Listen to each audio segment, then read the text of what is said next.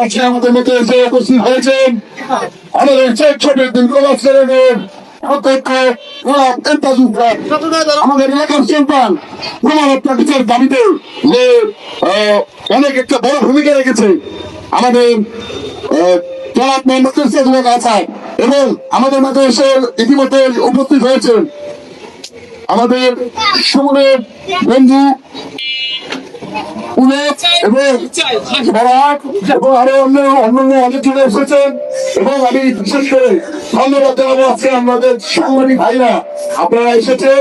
আপনাদের প্রতি আমরা বিনীতভাবে অনুরোধ করবো আপনারা এই মিডিয়ার মাধ্যমে সারা বাংলাদেশকে জানিয়ে দেবেন এই নৃশংস হত্যার দাবিতে আজকে তৈরি করা নয়, সারা বাংলাদেশ কিন্তু একটি এই মানববন্ধনের টাকার পেয়েছি এর পরবর্তীতে শাস্তি কামনা করছি।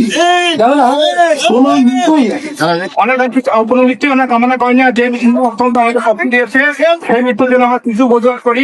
আমরা করে বারবার বলি যে কোনো মৃত্যু যে কোনো অন্যায় আইনের আওতায় নিয়েছে শাস্তি দাবি করা, তা নিয়ে যারা এর সঙ্গে জড়িত হতে তাদের ফাঁসি দাবি করে এবং শাস্তি দাবি করে।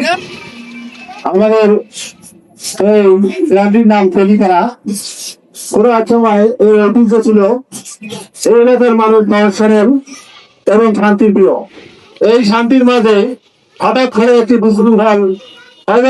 বিশৃঙ্খল ঘটনা ঘটে গেছে, যে ঘটনাটি নিজেদের মধ্যেই আপন চাচা এবং ভাতিজা সামান্য কিছু সম্পদের জন্য বাইরের কিছু উশৃঙ্খল মহলের উস্কানিতে তাকে নির্মম ভাবে হত্যা করা হয়। আমরা এলাকাবাসী এই হত্যাকারীদের যুক্তান্তমূলক শাস্তির দাবি করছি এবং যাতে আর ভবিষ্যতে টেলিফোনে আর কোন দুর্ঘটনা না হয় সেদিকে প্রশাসন সহ এলাকাবাসীর সকলের সবাই দৃষ্টি কামনা করছি। দৈনিক আজকের বাংলা .net